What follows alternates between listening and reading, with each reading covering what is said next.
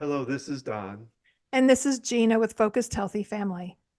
and this week we're sharing with you some of the best of 2023 from the Focused Healthy Family podcast. Each day this week, we'll rebroadcast one of our favorite episodes over this past year. So be sure to tune in every day. And also join us in 2024. So have a happy holidays, and we'll see you in the new year.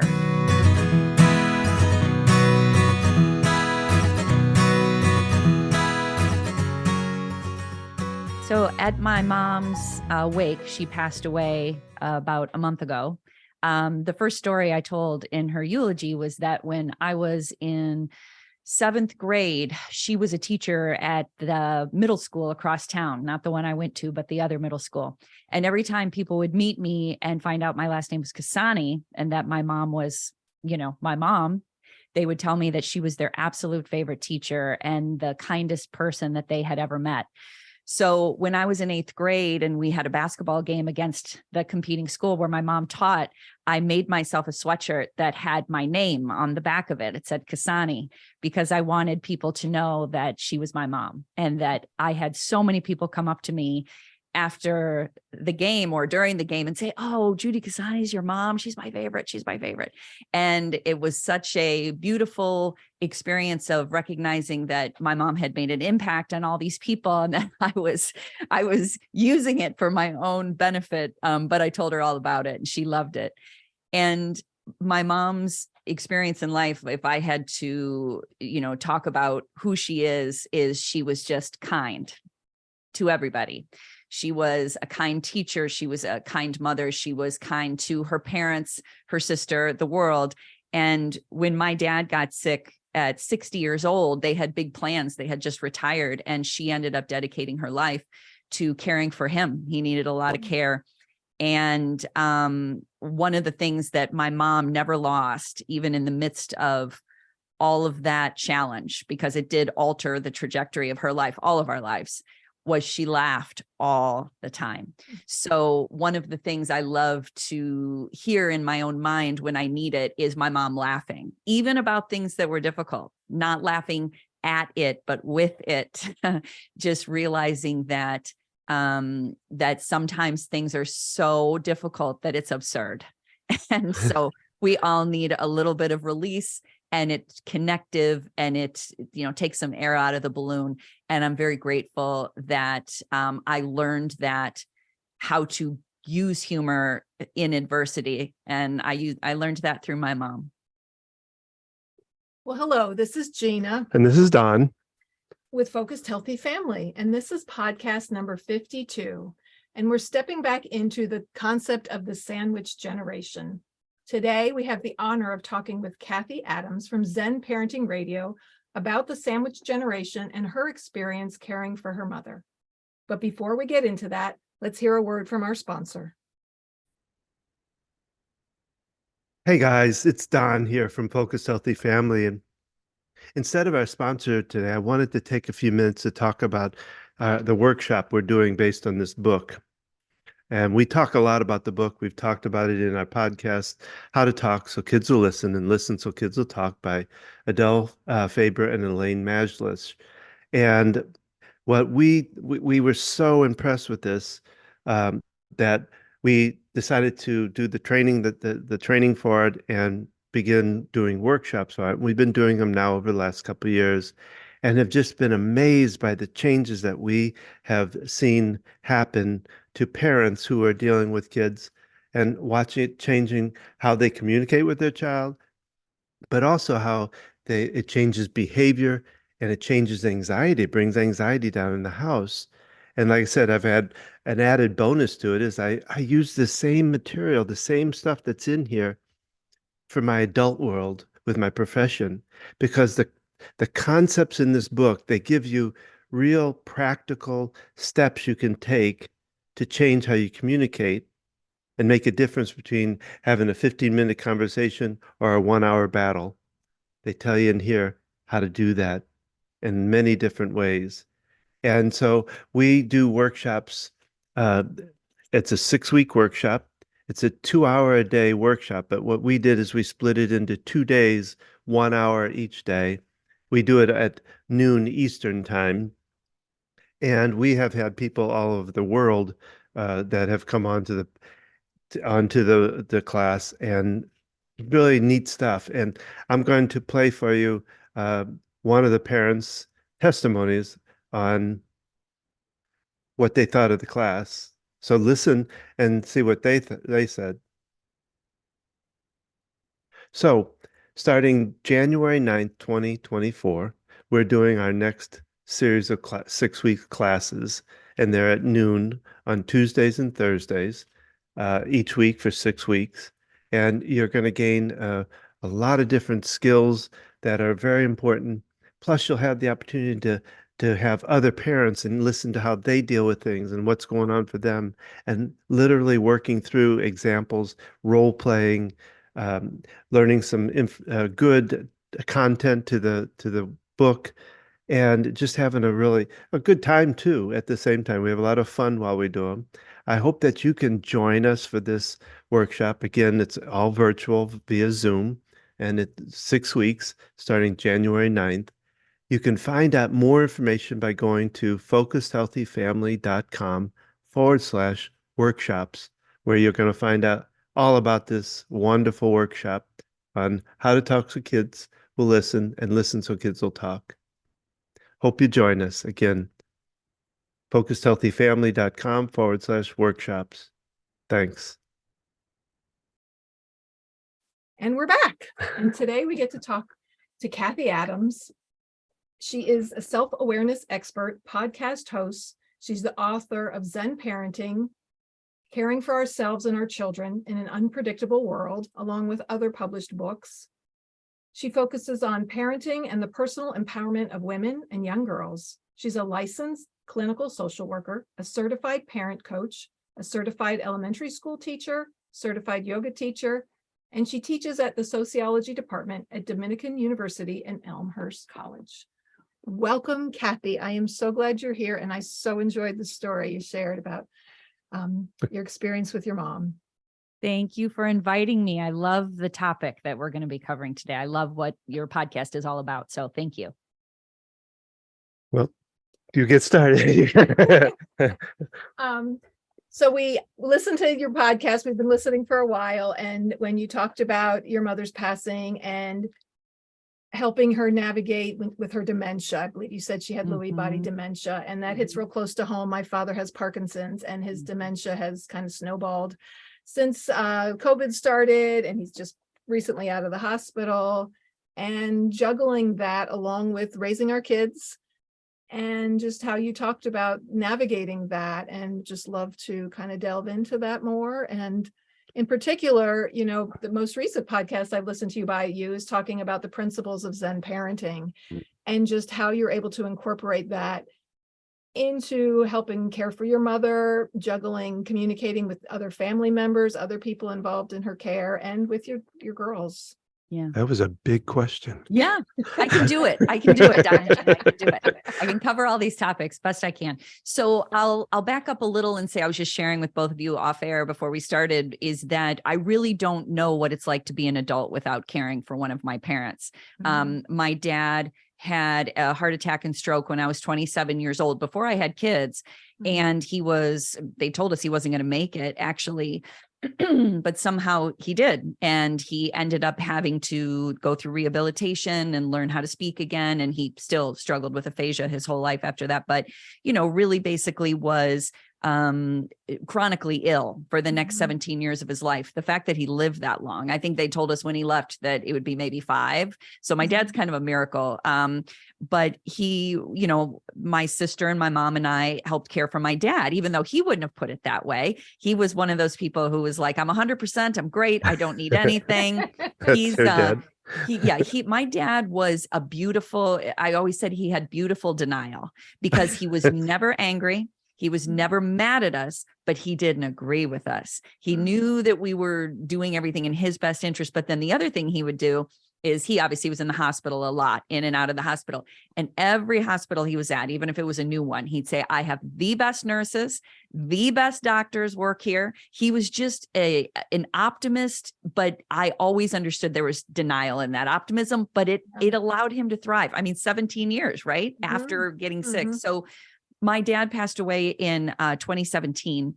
And a few years, it wasn't even a full year, maybe 6 months after my dad died, my mom started to demonstrate some different behaviors. My sister and I, the way we described it is she was kind of goofy. Like she would be kind of silly and say kind of strange things, not necessarily inappropriate, but it was different. We initially blamed it on grief. We thought my mom's grieving, my sister and I were grieving in different ways. So we just thought, well, it's grief. But then she one day said, I'm having a hard time writing a check. I don't know where to sign my name. And we were like, okay. So we did all the neurological testing. As you said, my mom was diagnosed with Lewy body dementia, which, in your experience, you were saying it had Parkinsonian features. Not only did she have the dementia, but she had the shaking and those challenges that go along with it. So my sister and I then cared for my mom from that year until my mom passed away. Like I said, in the end of January, I think it was. It's hard to. It feels like 2 weeks ago and 2 years ago. And so what I will say about that is I have been caring for my parents since even before I had kids, and I had children in the midst of it. And I didn't find a ton of difference between the universal principles that we were talking about on Zen Parenting, which I can get into in a second, and how I applied them with my kids and my parents, because really all they are, what we talk about is self-awareness, compassion, connection, and mindfulness. Those are kind of the pillars that we move in and out of on our show. I don't think there's anything we've talked about that we haven't somehow brought it back to those things. And when you are a caregiver, those things are essential, because you have to understand your own energy, where you're coming from, your history. You have to be with that person in present time, especially someone who's dealing with dementia, which is a mindfulness tool. You have to focus on, rather than, rehashing the past in a certain moment or figuring out what's going to happen tomorrow, you're focusing on connection with them in the moment. And then compassion, not just for them, because that's a big part of being a caregiver, but also for yourself. I really, I'm just now reflecting on my adult life and how different it was than my peers. And I didn't even really talk about it that much. I never hid it, but they're just now having experiences of their parents getting sick or falling or just getting bad blood work back that concerns them. And I thought, geez, I have been going to hospitals and surgeries and diagnoses since like I said, 27, I felt like a kid. I'm 51 now. Yeah. So I would say all these things that Todd and I talk about on the show, as far as Zen parenting and all those principles I just shared with you about how to relate to our kids. I used them and continue to use them with the outside world, but definitely in regards to the relationship with my parents. Because the thing about, it was I had great relationships with my parents, but they weren't perfect. There were things in our history that may have been challenging that I hadn't been able to talk about. Even my dad's beautiful, optimistic denial was difficult when he was dying. You can't talk about dying when someone's in denial that they're dying. So these are things that I have had to work on in my own therapy, in my own, self-awareness work, to make sure that I could be a parent, a caregiver, and also an individual in my own right. I'm a social worker, so I know how easy it is to get burned out. And so there was a lot of foundational elements that I had to put in place to even be able to do parenting and caregiving. Sandwich generation is such a great word, when I really started to learn about being a member of this community with the two of you, is that we really are just balancing plates on both sides all the time. We really are between figuring out how to manage our past and look toward our future at all times. So it's a great question. Well, I recently saw a cartoon there, and there was a couple on top of this mound, and they had ropes tied to them. And on one side, there were kids pulling them. On the other side, there was an older couple pulling on the other side, and and in the middle, they were kind of like almost ready to explode, Yes. So I'm kind of curious. You talk about going to the hospital a lot, and in this last what, 3 weeks, I guess. You've bounced back between, because we had our youngest was in a behavioral health center in the hospital I for spent like almost the whole month going to back some and forth, hospital. I was kind of curious, you touched on it, I think, but how did you cope through that? Because my youngest one asked me one day out of, how are you coping with this, Dad? And I didn't know how to answer him, because I'm just doing it because there was no other choice to do it, to be there and take care of and all that. I was just curious what kind of elements you put in place to help you cope. Yeah, a lot of different things. Again, because I've been doing this for so long, and I would even back up to say that, as I said, a lot of this I had my first child at 30. So that was, when I really became a member of this, generation where I was helping my mom and dad, and then I had a baby. And that was really the beginning of my self-awareness journey, where I was already into self-help. I mean, I have been since I was 16, to be honest with you. I've never not been into it, but I really started to dive into, instead of just talking about it, I really started to be like, okay, who am I? And what I recognized through that process, and I'm, going to summarize decades of work, but is what it means to care for myself. What I know that I need is to talk. I'm an external processor. It's part of the reason I'm a podcaster.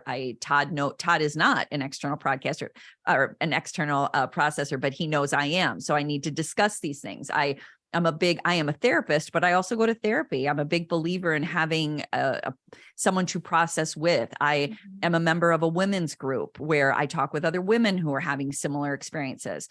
I'm very open with my sister, who she and I share responsibility. And I just could not ask for a better partner in taking care of my parents. We did it together. She had skills, I had skills.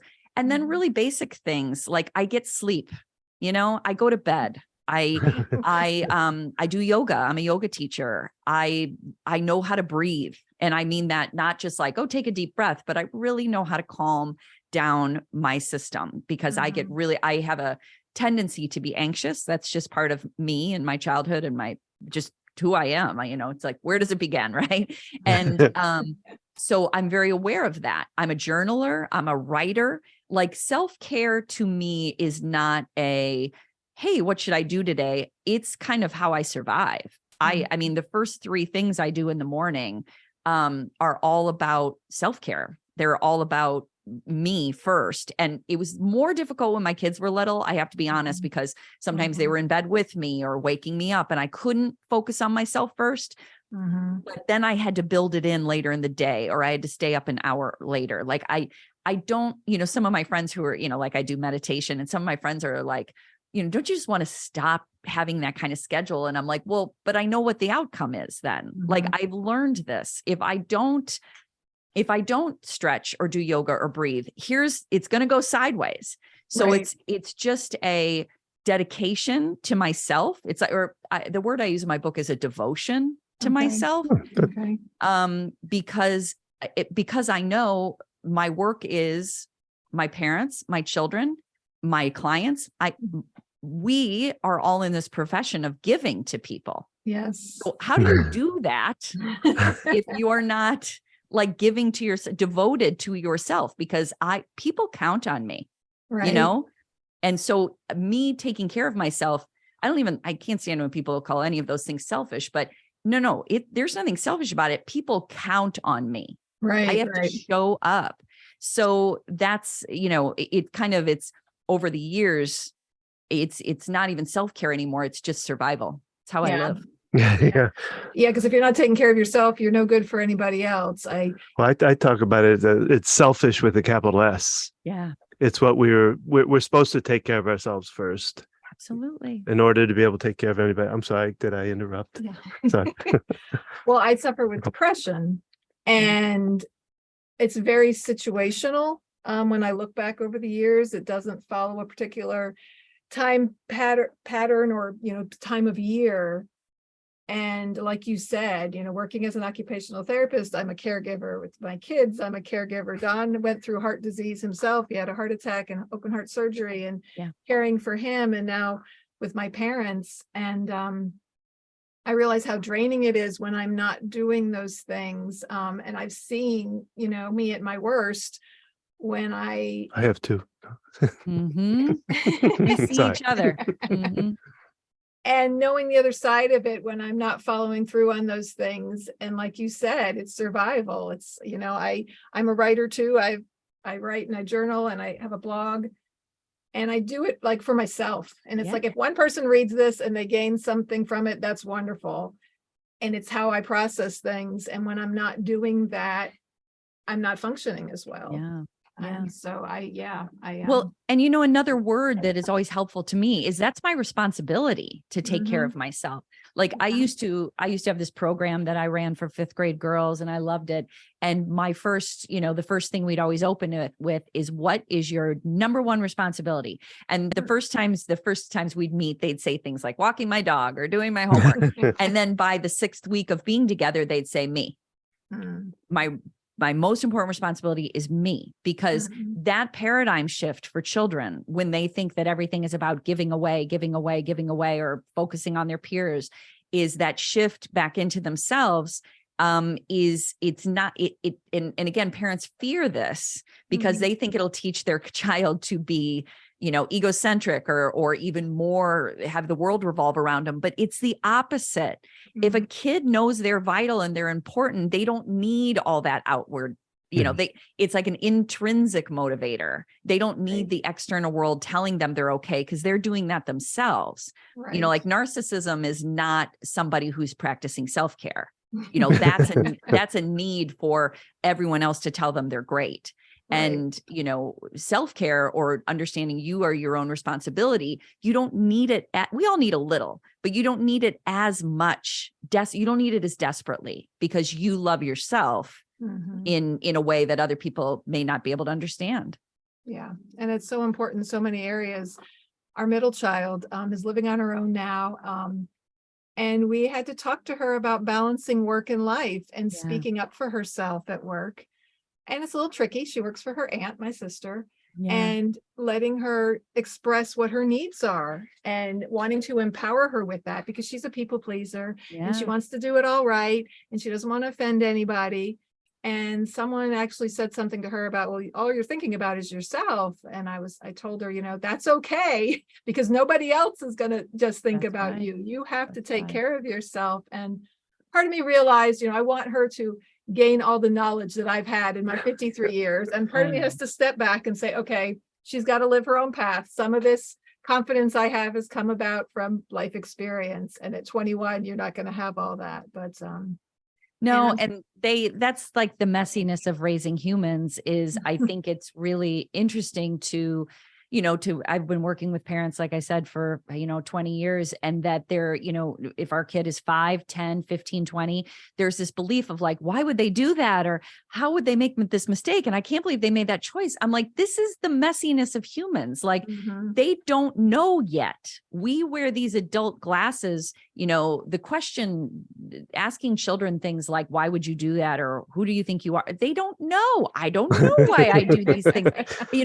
And our job is not to have them lead this. There's no way that we could, this linear path of all these successes. The reason we're around is so when they fall or fail or get hurt or are challenged, that's when we get to support and encourage and help them get back up. I find when they're like kind of on their own path, I'd like stand back a little bit, like they're flying but I'm not thinking that's it. I mean, my kids are 19, 18, and 14, and that sounds old, meaning like we've gotten them through a lot of stages of life. Yes. But my 19-year-old called me this morning and needed support. It never ends. Yes. Well, I get a kick. I have a coaching practice. I'm an EFT tapping practitioner, and I have a practice, and I work a lot with parents, and they come in, and a lot of times I get this, oh my gosh, I'm messing up so much. I'm screwing my kids up,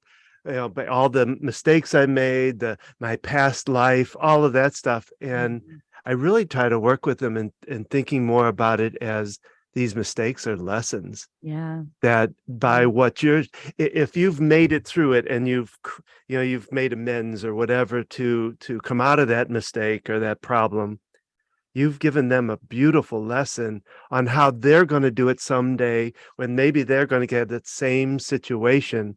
And how do they get through it?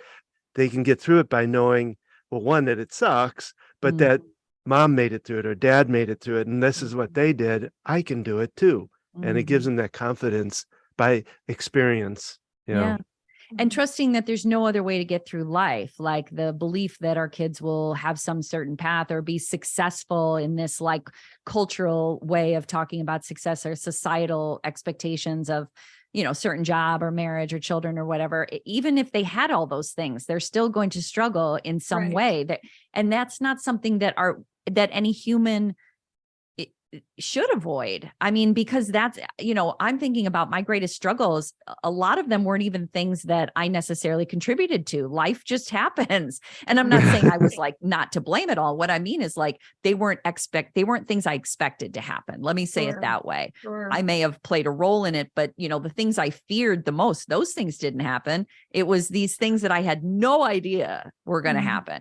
And so we can't, I think my goal, especially with where I am now, is recognizing, to your point, Don, is that when things happen, because they will, not only do I have the ability to learn from them, but sometimes it puts me then in a different path or an opening or an experience I would have never had, or people I met that I would have never known. And everything, even the hardest things are, they're leading us somewhere. And I'm just kind of trusting the big process. Now, what I say to clients though, and I'm sure the two of you do too, is right when a crisis hits, I'm not going to put a silver lining around it. This is, let's just stay here and do this.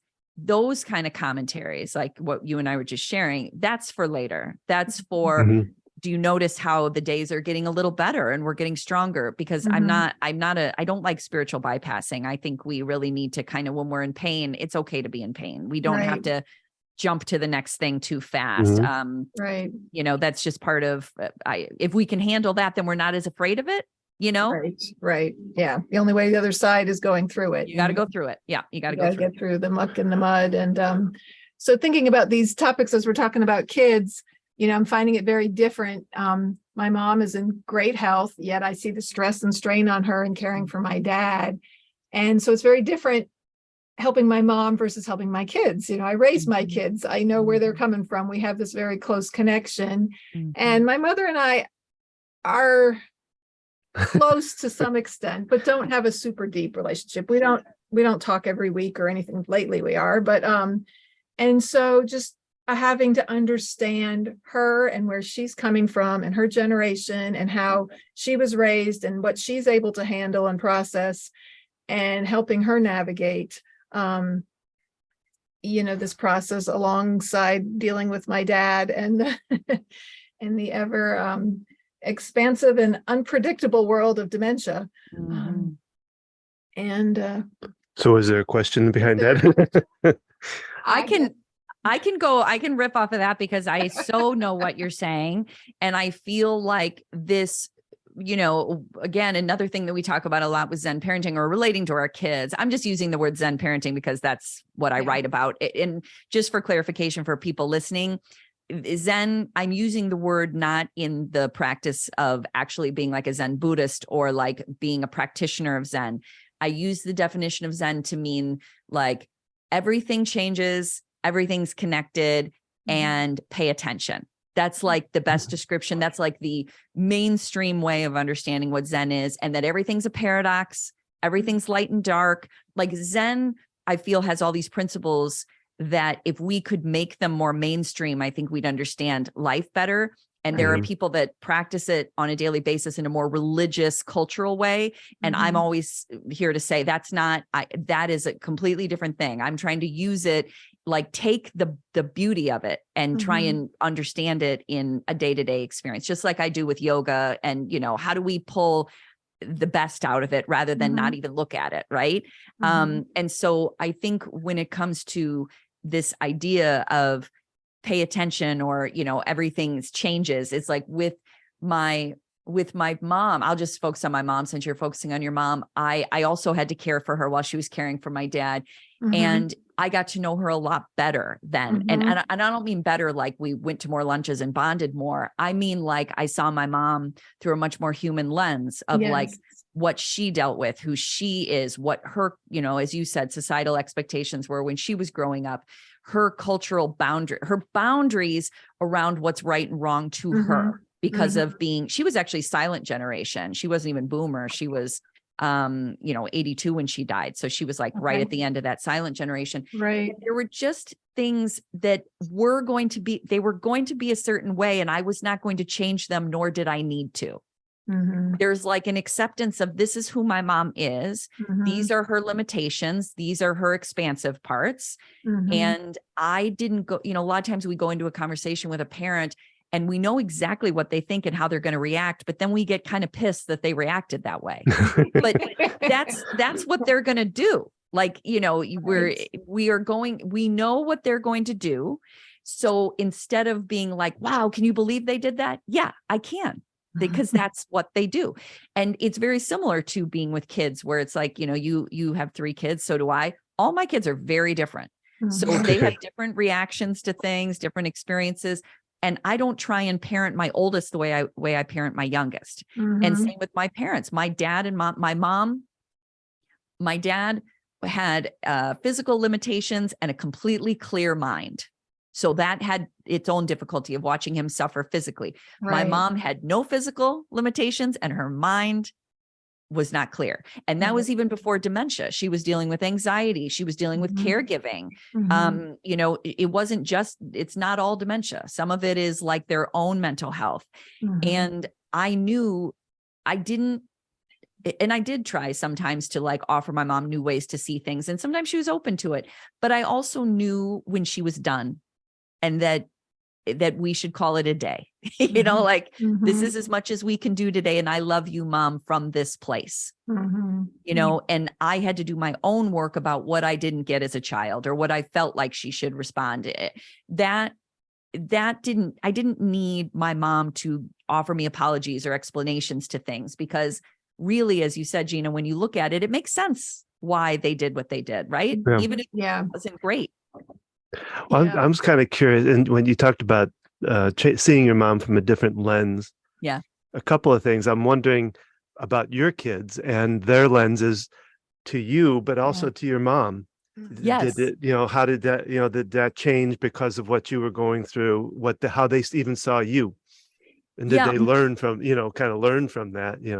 They did. I think my girls have had a very unique experience because they started with they never knew my dad. They knew their grandfather. So by the time they met my dad, he was grandpa and he had already had a stroke and he was different.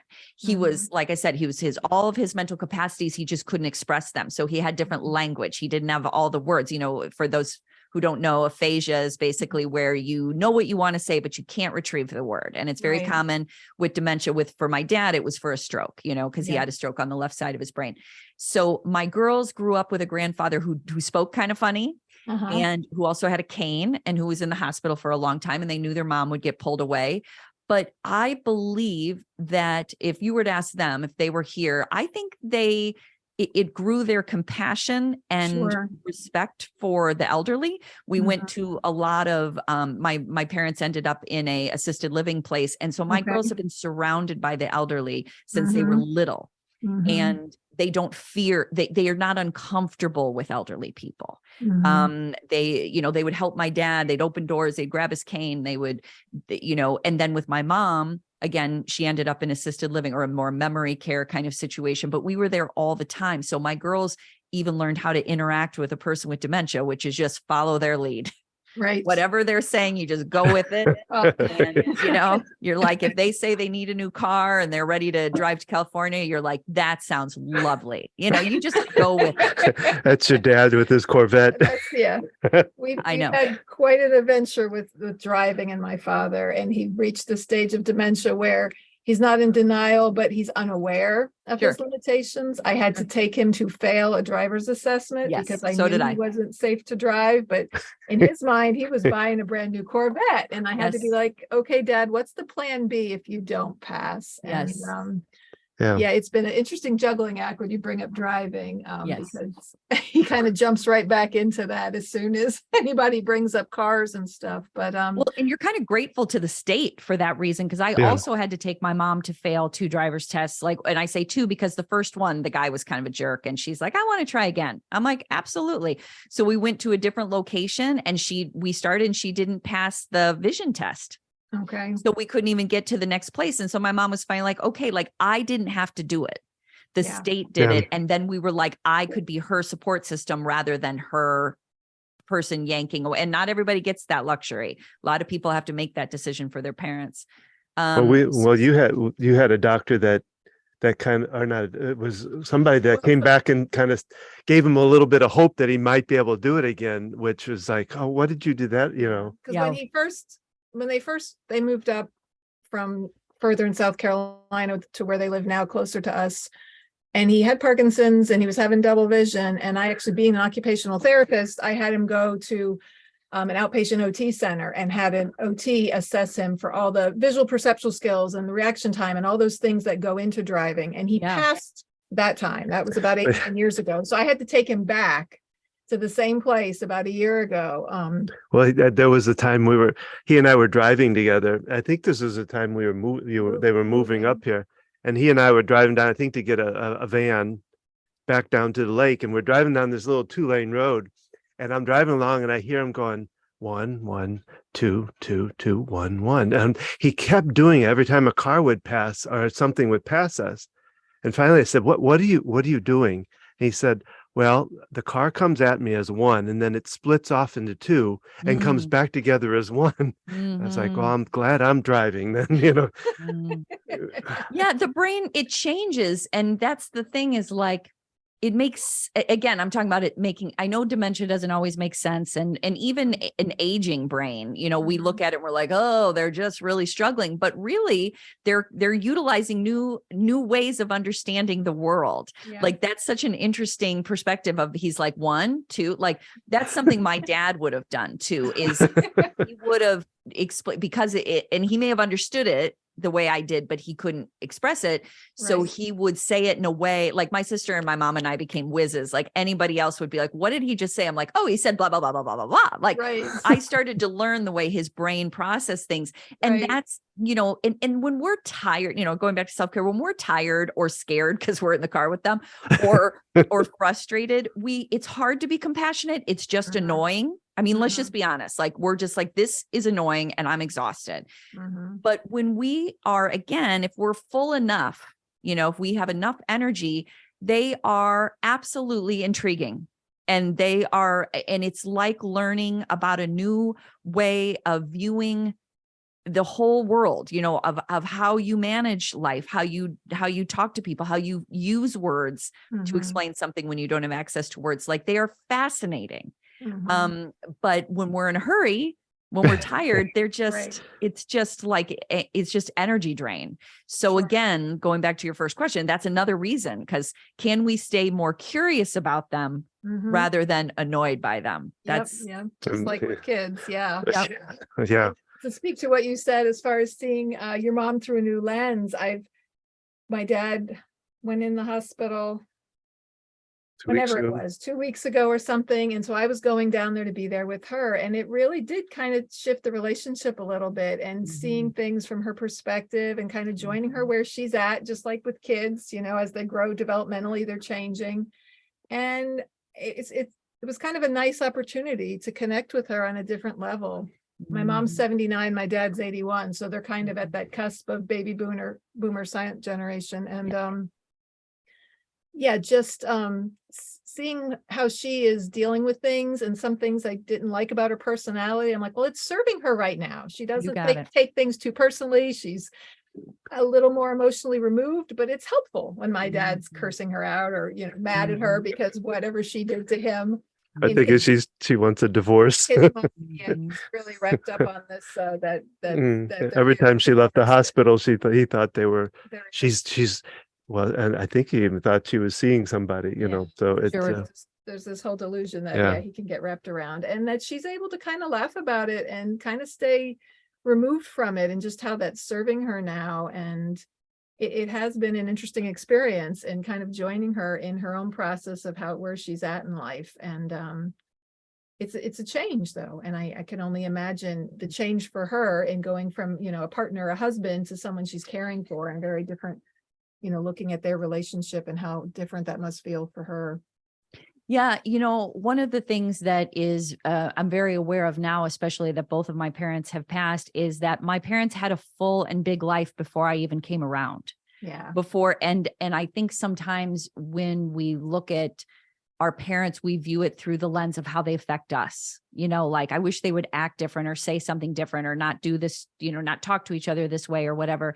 And our parents have the defenses and way of managing their emotions or way of experiencing life for reasons that may have nothing to do with us at all. Right. They may have occurred before we came along. And now that, and again, I get spiritual about this, but I feel like when my parents now being gone, I have a different relationship with them. It's like, I see them in a much bigger, full way. And I think about how their day-to-day experiences weren't just thinking about me. You know what I mean? Like they had to manage their own relationship, their own work, their own dreams, or their illnesses or their fear. And I just have even more compassion. And again, in the moment, like I have not forgotten the in the moment frustration and annoyance and energy drain. I have not forgotten that. I don't have a pie in the sky view on this, but there are some things like, just to share with you, like there's some stories from my childhood or stories from my mom's childhood that I just forgot to ask about. And now my parents are gone and all those stories are gone forever. Yeah. And it's one thing as your mom is still, when you're with her, if you're like, oh, this is kind of not going anywhere, or you're finding yourself annoyed, like just saying, like my mom loved being on the farm with her grandparents. And I wish I would have asked more, like what animals were there, or why did you enjoy the farm so much? Or what did grandma give you? What did your grandma give you that your mom didn't? And I think everybody loves to talk about themselves. And I feel like no matter where your mom is emotionally, I feel like she would love, and I don't know her. Right. But I think she'd probably enjoy those stories. And you, once she's not here, hopefully that'll be a long time from now, but you'll be like, I have those now. Yeah. I thought about interviewing them and recording. Yes. That's a good point, because my dad will go back into stories, and even before his dementia progressed to where it is now, he was real good with telling stories from the past. He couldn't remember what's going on now, but his long-term memory was good. And we went on a car trip together to a cousin's wedding, and he just told me all kinds of stories, and it was just neat that he's able to share in that. So I love that, because as I spend time with my mom and just being able to just let her be heard, because I realized, she's got a lot on her plate, and she's been his caregiver continuously now, and just seeing how that's draining her, and wanting to kind of fill up her cup, just like we do for our kids, wanting to support them. Well, I was wondering, Cathy, my dad passed away when I was 17, so that was a long time ago. And then my mom passed away in 2006, I think it was. 6. And I had this really weird experience of, and I called it, I'm an orphan now, but there was this, and I've seen it in other people, where I think that we have as a child of a parent, this idea of always have this fallback. We have, no matter what happens, we have our parents to fall back on. Yep. And when they were both gone, it was a weird kind of empty feeling of, I don't have that anymore. Now it's me. Like I said, I called it the orphan effect or whatever. I didn't know if you went through any of that or felt any of that. I did. I think I can compare it. I think my biggest memory is when my dad went into the hospital the first time, and they told us he wasn't going to make it. I remember saying to my boyfriend, who is now my husband, but my boyfriend had brought me to the hospital to see my dad that day. And I remember saying to him, do you know a lot about finances? Because my dad always helped me with my finances. And I literally, that was in my grief. I was already thinking about all the things I was not going to have help, with, and, and he didn't end up passing that day. But I just remember being like, wow, what do I depend on my parents for? And I think the thing in my situation is everything was so gradual with my parents that by the time they did die, I had the roles had been so reversed that I can still go into grief of losing my father of my childhood or my mother of my teenage years, but the parent-child role had switched significantly. So, but I will say my sister-in-law, my husband's mom passed away in 2014 or 2015, and it was sudden. She was here.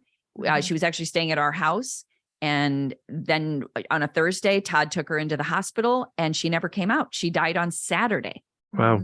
She had lung cancer and didn't know it and was already shutting down. Oh, wow. It was such a shock to all of us and to my girls, and because someone's here and then they're not. And I feel like I don't have any comparison. I would never say, oh, one way is easier than the other, losing your parents over a long period of time versus short, because they're difficult for different reasons. Yeah. But I think that orphan effect that you're talking about, Don, I feel like that can hit you. That piece of grief is harder if it's surprised, like if someone has died by accident or, a quick illness or where they're here and then they're gone, because you never got that change in roles. Still, you're a kid. Yeah. Well, yeah, my dad was like, because he was sick for a year, but we didn't know it would happen. It went within a week. Yes. He went in the hospital for open heart surgery. Well, it was really weird though, as he was leaving, he told my mom, he says, I don't think I'm coming back. Yeah. That was really weird. And my mom thing kind of went for I'd say about a year and a half. Once we found out she had dementia and stuff, it was fairly quick. It wasn't too much of a drag out. She moved into an assisted living, and then she had a heart attack, and then she had to go to a nursing home. So there was a little bit of an understanding that was coming, and she was much older, than what your father was. But just those changes. Yes. They were so abrupt. Yeah. So I guess I don't know, just any thoughts you would give to somebody that was in this place that we're at, that, any, I don't know if I say advice or thoughts that might help them. Yeah. I would say, because we've already really, hammered the point of taking care of yourself, which I know the two of you are, doing the best you can. Some days are better than others as far as where your energy is. But I would also say to really, I use the word grace, I use the word gentle, to really understand that what you're doing is difficult, and not to then say, not to fall apart about it, but to give yourself that grace that you're doing probably the most difficult job, which is for those of us, whose parents have been diagnosed with something and we know it's terminal, or that, you're walking someone home, you're helping somebody die in a way that, where you can feel that they knew they were loved, and that you felt like you gave them what you needed, and that, that you're developing a connection. Because this is the thing about death, is we get very focused on that last day or that last moment, and was everyone around them, and were we holding their hand, and was the right song playing? That's a moment. It's just kind of like, it's like birth and pregnancy. The birth is important, and it's a moment, but the whole process of allowing someone to get to a place where they can let go, or that it's time, or that everybody allows them to go. And you don't have to be prepared for all of that today. But those were the things I always thought about with my parents, is this is a really sacred job that I have here. And even though my dad, I did it for 17 years, it wasn't immediate. I knew my dad was chronically ill. I knew that we were, at the tail end of our relationship, and with my mom for sure, because, the stats with dementia are, a certain number of years after diagnosis, and it doesn't always end up being that way, but we know what we're doing. And so I would just say that understanding what an important role we have, and that we're not going to do it perfectly. We're going to have days where we're like, oh, I could have handled that better. I could have said the different thing. I could have not gotten frustrated, or I struggled with, should I show up today again? Should I call again? I always had a hard time leaving.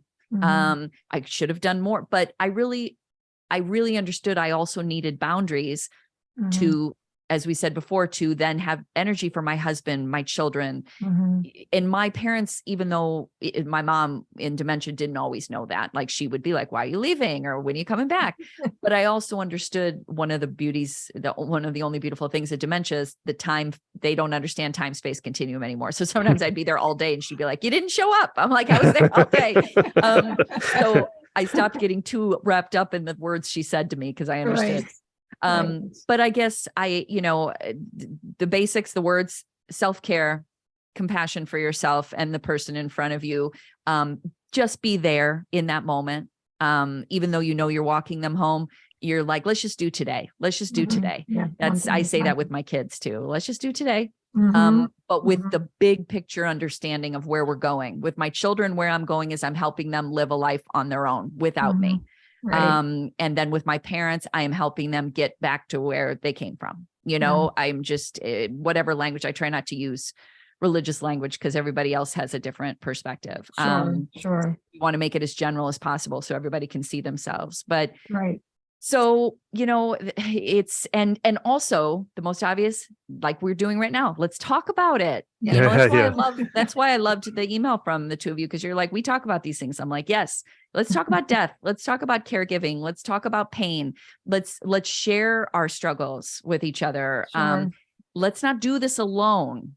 That's the worst. Cause then you're just in your head the whole time. Right. So I'm just really grateful for this conversation and what the two of you do, because we can't do it alone. We have to do it with each other. Yeah, exactly. One last thing that I want to kind of touch on is, so especially in the last years of your mom's life, you had to be there a lot, it sounds like. And did she live locally near you? She did. I live in Elmhurst, Illinois, outside of Chicago, and she lived about 30 minutes further west. And then my sister lived 5 minutes from her. So my sister was always emergency contact, get over there right away. And then I would be there 2 or 3 times a week. I'm curious about the juggling with your girls while you're doing that. Because that's one thing, as I was going through and I was gone every day, my youngest daughter was like, you haven't been here, you're not here. And separation anxiety kind and of the balancing act. To me, that's kind of the real challenging part. Yes. I would say that, gosh, there's so many different levels of this because again, I did this when they were so little too. Right. And so it's like, but I'll just give the most current version of it, is that I had to make decisions about, in the end, my most important work, because my mom was in a care facility, I always deferred to my kids. Mm. Now, when I say that, I didn't have to do that much. There were I remember one time I was in charge of my mom for the day and I was taking her to get her haircut, go to lunch. And I remember my youngest daughter had a lot going on, and it was we were dealing with things with the school. It was just a lot. And I remember driving to go pick up my mom for her haircut, and I was crying, and I knew my daughter needed me. And I literally pulled over to the side of the road and called my sister and said, I'm going to have to cancel this haircut. I can't take my mom to lunch. I have to go home. I have to do this first. And my sister, she's also a mother. She said, you know what? We have to have that boundary. Like this doesn't happen that much. Like, maybe 5% of the time I have to make a choice. And I also tried to bring my girls with me when I could. I didn't put it, I think if you were to ask them, they never felt like they were responsible for my parents in any way, but I would sometimes be like, let's go see grandma and then we'll go to lunch and then, we'll talk about it. So I tried to not make it 2 separate worlds. Yeah. As they got older, like especially my middle daughter, she's a senior and she has a lot going on. I would sometimes say, do you want to go? And she's like, Mom, I just can't. I'm like, that's fine. Like no guilt, no shame. Like this is not you need to go see your grandma. It was more like, this is family. This is what we do for each other. They know their mom takes care of her parents. That's what my children have learned. And so I try not to pit them against each other. Like, well, I have to do, it kind of had to be like when they were like, you should be here. I'm like, you're right. Like this is a lot. And for you to have to deal with me taking care of my mom and dad, this is a lot for you. And you know what? And that's sometimes then I'd have to make a choice and say, you know what, today I'm going to stay here. And you're right. And even that one time of doing that, then they realize sometimes they'd be like, no, go, you can go, but they just needed to hear that they're important too. Yeah. To know that in that crisis or in that situation that you would still be there for them. Because I really do believe I do have a responsibility for my parents, but my mom was safe where she was. Right. If she was living in my house or living alone and I had to go make sure she ate, that's a different story. But really what I was doing was caregiving from that emotional place, like making sure she got around and out and taken care of and doctor's appointments. But my daughter, she's growing and learning and doesn't have the prefrontal cortex yet to understand that all of that rational thinking. Exactly. She's just like, am I loved? Am I cared for? So I would have to defer to her. But again, for everybody listening to that sounds overwhelming. It doesn't happen that often. I mean, and especially if we start to if they recognize we're deferring to them, they don't ask for it as much. I mean, human beings are really interesting. They just want to know, do you hear me? Do you see me? Do you value me? Right. And if we show them that, they're like, okay, I'm good for a little bit. Then they need it again, Yeah. I know one day my daughter, my youngest, came with me to the hospital and she went to say hello to her grandfather, but the room overwhelmed her. And so there was a lobby around the corner and she had her school books with her and she sat in the lobby and I knew how to check on her and stepped out. And so, yeah, it's the balancing act. And like you said, talking about it is so important. And that's why we're here. And that's why we're talking to you. Yes. And I want to give you the opportunity to share any additional information about Zen Parenting Radio and how people can connect with you even more. And so our website, because my business is obviously with my husband Todd and I do Zen Parenting Radio, zenparentingradio.com. Very easy place to find us. The big offerings that I would share is that we have something called Team Zen, which is our virtual community. Mm-hmm. It's our only really thing that you pay for, because obviously everything else we do is free, but Team Zen is it's a community of people who listen to the show, are interested in, all these things we're talking about here. And it's not just us offering support, it's the community offering support. And there's a lot of different, aspects to it. We have our own app. We have all the, I'm offering another class about taking care of our children, or taking care of our girls. It's just like this place where we can kind of get behind the curtain and be more interactive with people who listen. Right. And then, of course, my book, all the things I write, I also offer a weekly newsletter called Zen Parenting Moment, where I write something and share. And that's, thank you. Yeah, we joined. We got. Good. I'm so glad. We joined. Team Zen.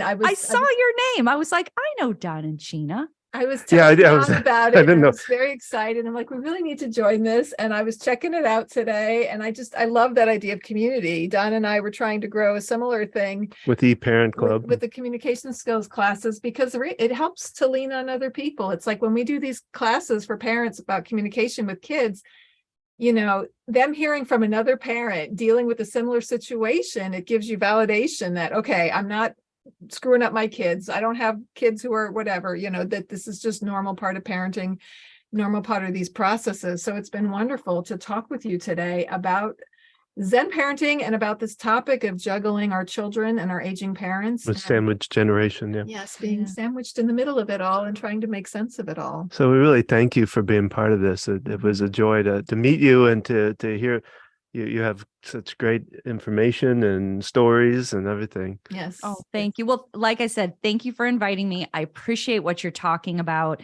I think we need to talk about it more. And just thank you for the work you do too. Thank you. Thank you. So that's our podcast for today. We hope you've enjoyed it. If you like what you've heard, you can learn more about Cathy and Zen Parenting, and also our parenting coaching program or our next workshop at focusedhealthyfamily.com. Or you can follow us on Facebook at Focused Healthy Family, Instagram at Gina at Focused Healthy Family, and you'll find both our blog and our podcast on our website. Also check in we have our Tuesday tips for parents. You want to do that? And remember, how we speak to our children today shapes their future.